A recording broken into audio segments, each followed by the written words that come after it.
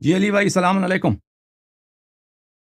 جی شاہ جی وعلیکم السلام. السلام. کیسے ہیں؟ علامہ خیریت صاحب سے ہیں؟ ٹھیک خیریت سے ٹھاک ہیں؟ ہیں آپ؟ ٹھیک ہیں اللہ تعالیٰ آپ کو عزت دے, سر. بہت اللہ مہربانی. پاک کا بہت شکر سر. خدا آپ کو عزت دے. Thank you sir. آپ سنائیں خیریت سے ہیں؟ صحت وغیرہ ٹھیک ہے اللہ سر؟ تعالیٰ کا احسان ہے. آپ سنائیں, آپ کیسا حال چال؟ صحیح ہے آپ کے؟ جی اللہ کا کرم شکر سر. بس کوئی وہ جو مصروفیات ہے ہے جس نا, کی وجہ سے میں حاضری نہیں کر سکتا. وہ جو ہے وہ گیا نا, وہ آپ کے انجینئر صاحب کے دوستوں کو وہاں پہ پاکستان میں سنا ہے تنگ کر رہے ہیں, کسی کو مارا بھی پیٹا بھی تھا. آپ کے خلاف تو کچھ نہیں ہوا. نہیں سر, میں تو آپ کو پتا ہے کہ بالکل بس ان چیزوں سے آؤٹ ہی ہوں نا. کچھ اپنی لوگ تو مصروفیات میں جانتے ہیں لگا نا, رہتا ہوں بس. میڈیا میں تو لوگ جانتے ہیں کہ آپ ان کے ساتھی ہیں, کہیں آپ کو پکڑ نہ لیں. وہ ڈر نہیں لگتا آپ کو؟ بس اللہ تعالیٰ رحم فرمائے.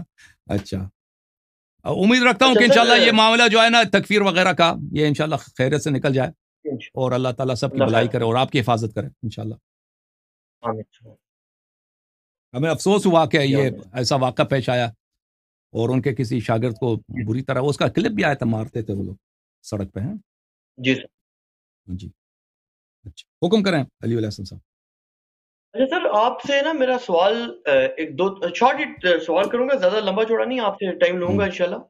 لوگ مصروف ہوں گے تو اس میں سر یہ ہے کہ ایک تو یہ سوال آپ سے کرنا تھا کہ آپ نے خود اس بات کا اقرار فرمایا کہ حضرات ائمہ اہل بیت کرام علیہ السلام جو ہیں, انہوں نے خاص طور پر امت کو اس بات کی تاکید فرمائی ہے کہ جو مصحف اس وقت موجود ہے یا ان کے دور میں بھی وہی موجود تھا, اس کو آپ مصحف عثمان کہیں یا مصحف زید بن ثابت کہیں, کچھ بھی کہیں, تو اسی کو آپ پڑھو, اسی میں نجات ہے, اسی میں آپ کو جنت ملے گی, اسی میں آپ جہنم سے بچو گے. بالکل. ایسے ہی ہے نا سر؟ جی ہاں تو بالکل. کیا جب آپ خود فرماتے ہیں کہ اہل سنت کی اور اہل تشیع کا اجماع اس پر روایات کی حد تک کہ قرآن مجید اور قرآن مجید فرقان حمید اور ائمہ اہل بیت کرام علیہ السلام ہی ہیں جن کو رسول پاک صلی اللہ علیہ وسلم نے اپنے بعد چھوڑا ہے اور قرآن کا وارث ائمہ اہل بیت کرام علیہ السلام کو بنایا ہے, تو کیا اس سے حضرت عثمان اور حضرت زید بن ثابت کا جو مصحف ہے اس پر ائمہ اہل بیت کرام علیہ السلام نے اٹیسٹیشن نہیں کر دی کہ اٹیسٹیشن یہی کی وہ ہے قرآن ہے جو اللہ اس پاک نے طرح کہ نازل فرمایا ہے؟ یہ قرآن ہے, یہ قرآن ہے اور اس میں ہدایت ہے اور اس میں آپ کے حجج ہیں, لیکن اس کا مطلب مقصد یہ نہیں ہے کہ اس میں سے بعض چیزیں حذف کی گئی نہیں کی گئی ہیں. یہ سب قرآن ہے, لیکن کیا یہ وہی سب وہی ہے کہ جو رسول پاک صلی اللہ علیہ وسلم پہ نازل ہوئی ہے, اور اس کا ترتیب بھی وہی ہے. بالکل. اس کی تائید میں نہ شیعہ کے پاس کوئی روایت ہے, نہ مخالفین کے پاس کوئی روایت, کوئی دلیل نہیں ہے اس بات. اور بلکہ اس کے برعکس صحابہ کے اقوال اور شہادات بہت زیادہ ہیں اس کے برعکس, ٹھیک ہے, اور اہل بیت علیہ السلام کی شہادت. یہ قرآن ہے, وہ جو کہ انہوں نے کہا کہ قرآن ہے, یہ سب یہ بالکل صحیح, اور ہمارا ایمان ہے کہ پورا قرآن ہے, پورا قرآن ہے, یہ پورا قرآن ہے, ٹھیک ہے نا. اس مصحف میں بین الدفتین جو بھی ہے وہ قرآن ہے, لیکن کیا یہ وہی ترتیب ہے جو اللہ نے نازل کی؟ قطعاً یہ وہ ترتیب نہیں ہے. اور کیا ایسے آیات ہیں جس میں حذف کی گئی ہیں؟ تو بلا شک بلا, ایسے کلمات حروف الفاظ حذف کی گئی ہوں تو اس کے روایات تو بہت زیادہ ہیں فریقین کے, یہ صرف شیعوں کے نہیں ہیں. اب یہ بعض لوگ جو ہیں شیعوں کی تکفیر کے لیے, وہ سیاسی مقاصد کے لیے وہ جلسے جلوس کراتے ہیں شیعوں کے خلاف, تو اس میں وہ کہتے ہیں لوگوں کو جوش دلانے کے لیے کہ دیکھو شیعوں کا قرآن یہ اور ہے. یہ اس مسئلے پہ دونوں فریقین کے روایات متواتر ہیں, یہ نہیں ہے کہ کچھ روایات بہت زیادہ ہیں دونوں فریقین کے, اور اس کو بات کو بالکل انکار نہیں کیا جا سکتا, ٹھیک ہے. تو ائمہ طاہرین علیہ السلام نے جو فرمایا ہے وہ اس کا مطلب سمجھنے کی ضرورت ہے. انہوں نے نہیں کہا کہ اس کے علاوہ یہ قرآن, اس کے علاوہ کوئی آیات نہیں ہے, اس کے علاوہ الفاظ نہیں ہے, ترتیب بھی وہی. انہوں نے یہ نہیں کہا, انہوں نے کہا یہ جو ہے یہ قرآن ہے, یہ پورا قرآن ہے, سب کے سب دفتین کے درمیان یہ قرآن ہے, اس کو پڑھو, اس کو پڑھنے کی ضرورت. لیکن جب اہل بیت علیہ السلام کی حکومت آئے گی اور وہ جب مسلط ہوں گے امور پر, تو وہ قرآن جو مصحف جو امیر المؤمنین علیہ السلام نے جمع کیا ہے, جو رسول پاک صلی اللہ علیہ وسلم کے دہن مبارک سے, ان کے منہ سے جس طرح انہوں نے املا کیا ہے, ڈکٹیشن کیا ہے, تو انہوں نے جو لکھا ہے وہ ظاہر کریں گے. تو وہ ایک وقت وہ ضائع نہیں ہوا, وہ ہے, وہ ایک وقت آئے گا. تو میں آپ کو روایت اگر مجھ سے ہو سکے وہ دکھاؤں.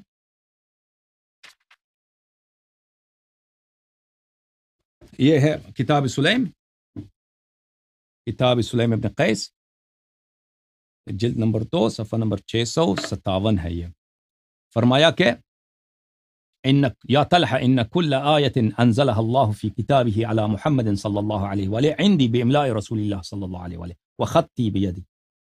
کہ سب آیت جو اللہ نے، ہر ایک آیت جو اللہ نے رسول پاک صلی اللہ علیہ وسلم پہ نازل کی ہے، رسول پاک صلی اللہ علیہ وسلم نے مجھ پہ املا کیا ہے. املا کیا یعنی مجھے لکھایا ہے، میں نے ان کی دہن مبارک سے، ان کے سامنے بیٹھ کر میں نے ان کو اپنے خط سے لکھا ہے.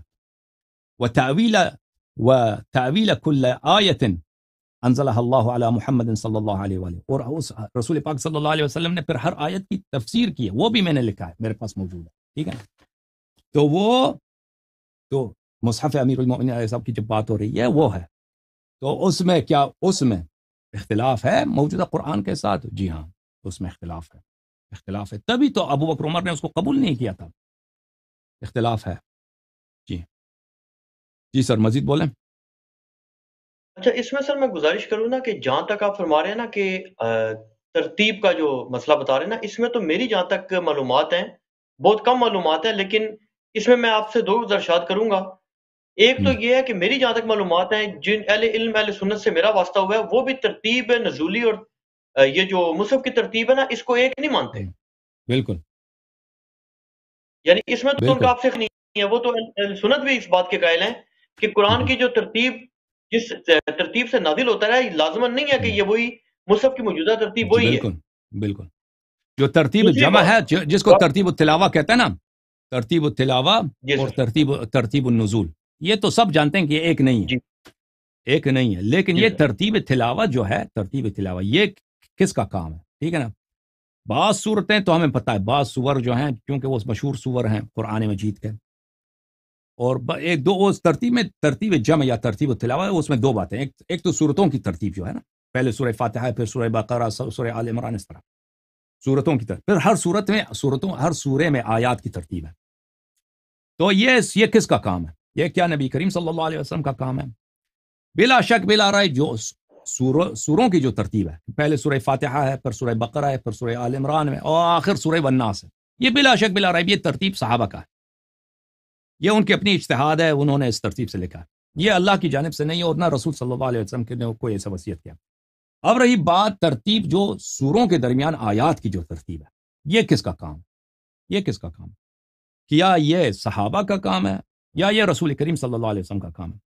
تو اس میں ہمارے پاس کوئی ایسی دلیل نہیں ہے کہ یہ رسول پاک صلی اللہ علیہ وسلم کا کام ہے، اس کی کوئی دلیل. ہاں البتہ جو مشہور سور ہیں، سورہ قدر ہے، سورہ رحمان ہے، سورہ واقعہ ہے، سورہ والعصر ہے، چھوٹے چھوٹے سور، مشہور سور جو جن کو اکثر لوگ نمازوں میں پڑھتے تھے اور پرانے زمانے میں پڑھتے تھے، تو ان میں بعید نہیں ہے کہ یہ، بلکہ ان کے سیاق سے بھی پتہ چلتا ہے کہ یہ اللہ کی جانب سے ہے اور رسول پاک صلی اللہ علیہ وسلم کا ہے. لیکن جو ہر جگہ یہ نہیں کہہ سکتے ہم کہ ہر جگہ قرآن مجید میں متعدد سور میں یہ جو ہے یہ رسول پاک صلی اللہ علیہ وسلم کی جانب سے، کیونکہ اس کی کوئی دلیل نہیں ہے. سنن ابن ماجہ میں یا نسائی میں اس طرح ایک حدیث ہے کہ ہم رسول پاک صلی اللہ علیہ وسلم کے پاس تھے، وَكُنَّا نُؤَلِّفُ الْقُرْآنَ، اور ہم قرآن کی تالیف کرتے تھے، اس کو ترتیب سے رکھتے تھے. وہ حدیث موجود ہے، اور سب سے بہترین جو دلیل پیش کیا جا سکتا ہے وہ وہی ہے کہ ہم رسول پاک صلی اللہ علیہ وسلم کے پاس تھے اور قرآن مجید کو رقعہ میں سے، چٹیوں میں سے اس کی تالیف کرتے تھے، یعنی اس کے خاص ترتیب میں رکھتے تھے. لیکن یہ روایت موجود ہے، جو واحد روایت ہے، لیکن اس میں یہ نہیں ہے کہ پورے قرآن کی بات ہو رہی ہے، کیونکہ پورے قرآن اس زمانے میں تو جمع نہیں ہوا تھا، پورا قرآن تو متفرق تھا. اب بقیہ سور کی جو آیات ہیں ان وہ کس کی ترتیب ہے، اس کے ابھی میں انشاءاللہ تبارک و تعالیٰ کبھی اس موضوع پہ میں آپ کو دکھاؤں گا کہ یہ صحابہ کا اجتہاد ہے، یہ رسول پاک صلی اللہ علیہ وسلم کی جانب سے نہیں ہے. اگر مجھے مل جائے میں ابن حجر عسقلانی کا ایک قول دکھا دوں. میں آپ کو دکھا دیتا ہوں. ابن حجر فتح الباری میں وہ تصریح کرتا ہے کہ یہ ایک روایت نقل کرتا ہے، اس روایت کے بعد وہی روایت جو زید بن ثابت کہتا ہے کہ اگر عمر بھی کہتا ہے نا کہ اگر مجھے مزید آیات مل جاتے تو میں سورہ بنا لیتا. اچھا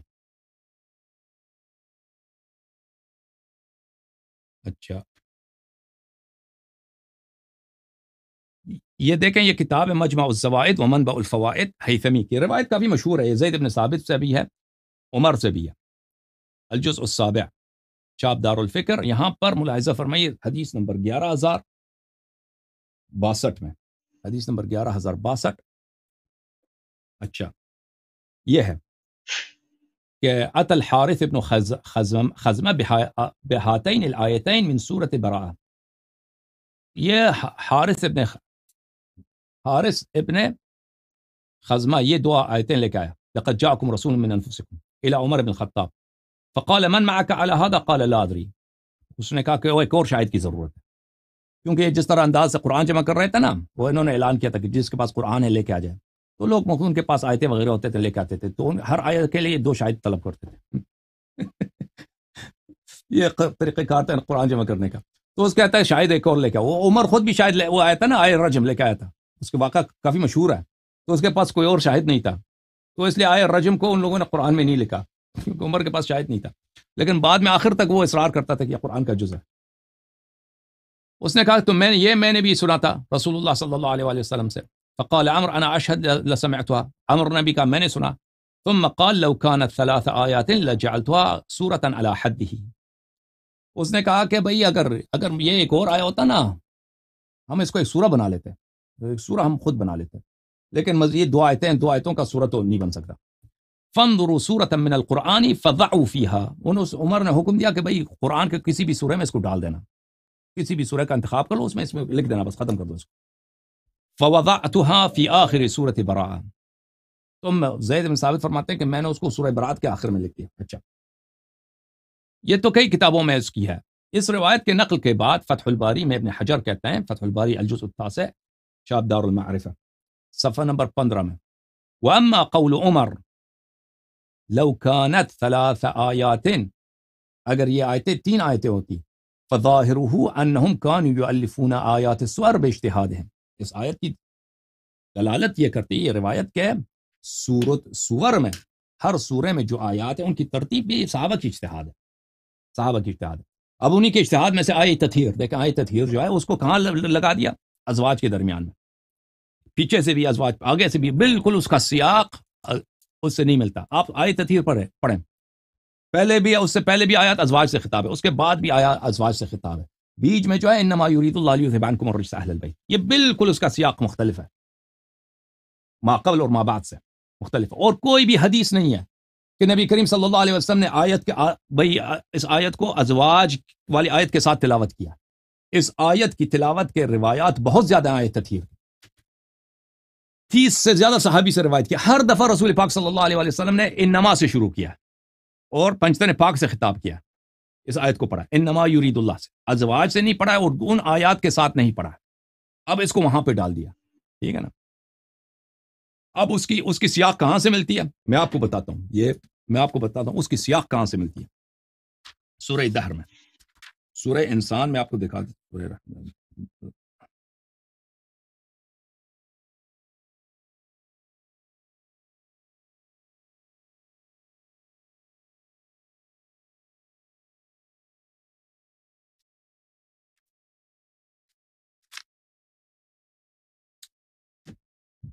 اس کی سیاق آیت تطہیر کی سیاق کہاں سے ملتی ہے؟ یہاں سے ملتی ہے. اعوذ باللہ من الشیطان الرجیم.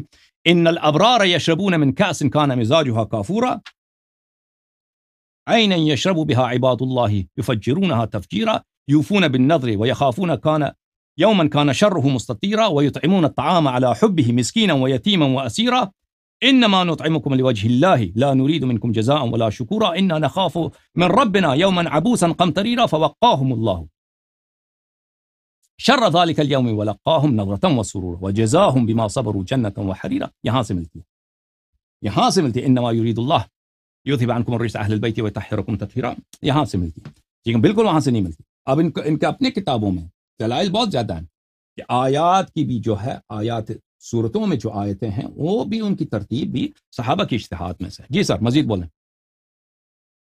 اچھا اس میں میں آپ کو ایک چیز بتاؤں، ممکن ہے آپ کے علم میں یہ چیز نہ ہو کہ پاکستان میں جو قرآن مجید کی جو تفسیر کے حوالے سے سب سے مشہور ترین شخصیت ہے نا ویڈیو میں، وہ ڈاکٹر اسرار احمد صاحب ہے نا.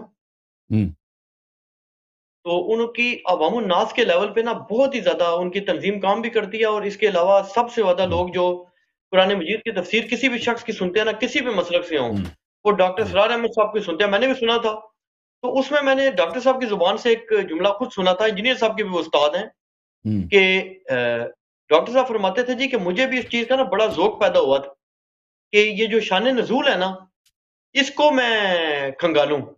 تو وہ کہتے ہیں مجھے اس بات کا علم ہوا کہ حضرت علی رضی اللہ تعالیٰ عنہ نے کوئی قرآن ایسا اکٹھا کیا تھا کہ جو انہوں نے شان نزول کے اعتبار سے کیا تھا.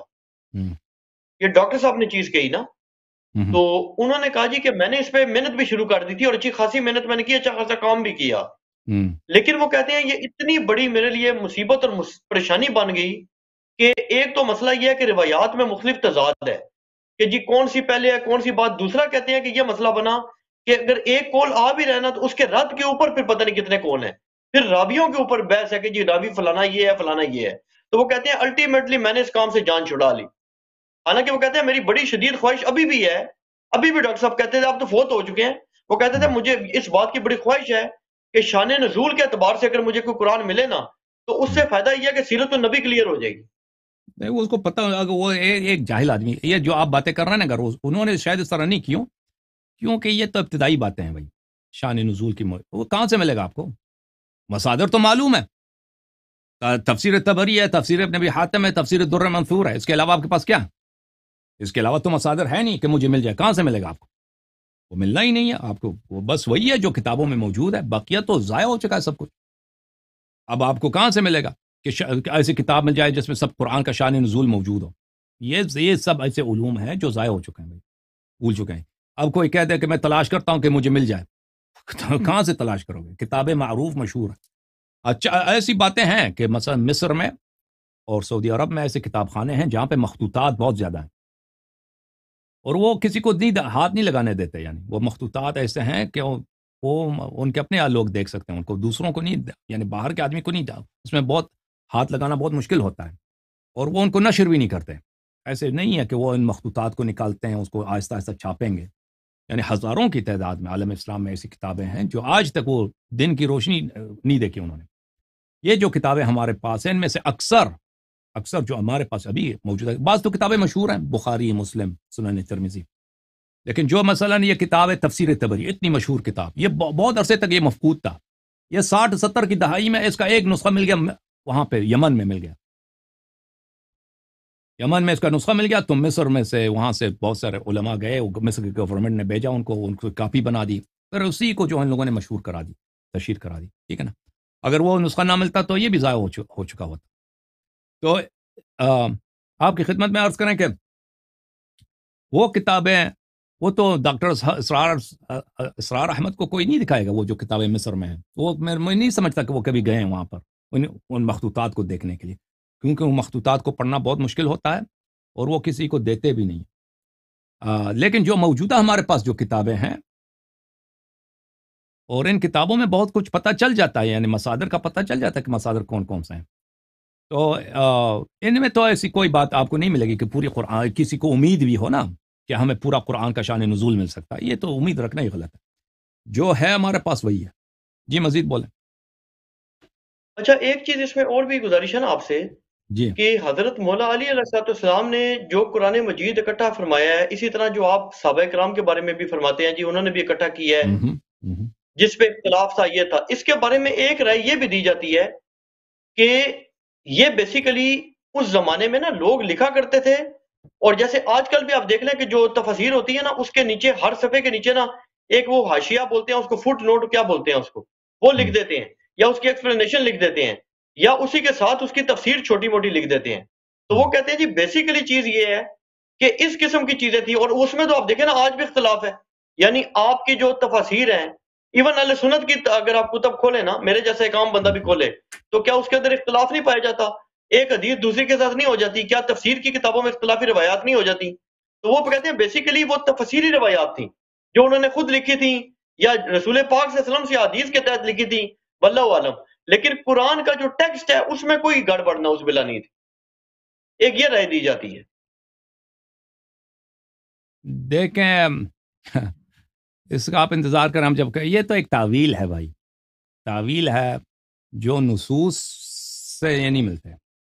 ہم آپ کو نص دکھائیں گے نا کہ عبداللہ ابن مسعود کے قرات میں یہ تھا، عبداللہ مسعود کے مصحف میں یہ تھا، آیت کے الفاظ ہی کچھ اور ہیں. ٹھیک ہے نا، وہ الفاظ ہی کچھ اور ہیں، اس میں ترتیب ہی کچھ اور ہے۔ اس طرح کے آپ تفسیر روائی میں جب جائیں گے، در منثور میں یا تفسیر طبری میں بہت سارے ملیں گے، بہت دوسری کتابوں میں بھی ملیں گے۔ اور پھر جو اختلافات تھے صحابہ میں، وہ قرآن پر اختلاف تھا، اس طرح نہیں تھا کہ قرآن کی تفسیر میں اس کے متعلق ان کے پاس کچھ احادیث ہیں، نہیں۔ ابی بن کعب کا مصحف تھا، اس کو حکم دیا کہ اس کو جلاؤ۔ عبداللہ بن مسعود کا مصحف تھا، اس کو بہت سارے مصاحف تھے، ان کو حکم دیا ان کو جلایا جائے، اور انہوں نے مخالفت کی کہ ہمارے مصحف کو نہ جلایا جائے۔ یہ نہیں تھا کہ اس میں احادیث لکھے ہیں، اس میں فٹ نوٹس لکھے ہیں۔ تو یہ باتیں تعویلات ہیں ان لوگوں کی جن کے پاس وہ ایک ان کا ایک رٹا لگا ہے نا، انا نحن نزلنا الذکر وانا لہ لحافظون، اس قرآن میں تبدیلی نہیں ہو سکتی۔ بھائی پہلے بھی اللہ کی کتابیں تھیں، اس میں لوگوں نے تبدیلیاں کی ہیں، تورات بھی اللہ کا کتاب تھا، انجیل بھی اللہ کا کتاب تھا، ایسا نہیں کہ وہ اللہ کے کتاب نہیں تھے، بہت سارے لوگوں نے اس میں چینج کیے، چلا دیے نسخے متعدد۔ اب تو انجیل کے بہت سارے نسخے ہیں۔ تو رسول اللہ صلی اللہ علیہ وسلم نے فرمایا کہ میری جو امت ہے وہ پرانے امتوں کے نقش قدم پہ چلیں گے، جو بھی انہوں نے کیا ہے، حتیٰ کہ اگر پرانے امتوں والوں نے ایک جانور کے سوراخ میں گئے، یہ لوگ بھی اس جانور کے سوراخ میں جائیں گے۔ پرانے امتوں میں سب سے زیادہ ان کا جو ظلم کیا، ان لوگوں نے اپنی کتابوں کو چینج کیا۔ تو رسول پاک صلی اللہ علیہ وسلم نے جب یہ حدیث کی ہیں، بیان کی ہیں، یہ متواتر ہیں بخاری مسلم میں، کبھی یہ استثناء نہیں کیا کہ بھئی پرانی امتوں نے اپنے قرآن چینج کیا، ہماری امت والے قرآن چینج نہیں کر سکیں گے یا قرآن میں سے کچھ حذف نہیں کر سکیں گے، ٹھیک ہے نا۔ تو یہ ایسی تعویلات ہیں، اس کے لیے دلیل کی ضرورت ہے، اس کے لیے دلیل کی ضرورت۔ وہ جب ہم آپ کو اگر کبھی موقع ملا، ابھی کیونکہ یہ مسئلہ بڑا ہارڈ جا رہا ہے، مجھے نہیں اندازہ تھا کتنا ہارڈ ہو جائے گا، تو کبھی میں انشاءاللہ اب محرم سے پہلے اگر میں 6-7 تقاریر کروں نا، تو اس میں بہت کچھ کلیئر ہو جائے گا، بہت کچھ کلیئر ہو جائے گا۔ تو یہ تقاریر میں انشاءاللہ میرا ارادہ ہے، مجھے ٹائم ملے نا، میں 6-7 تقاریر کروں گا تو یہ واضح ہو جائے گا۔ اور مزید بولیں؟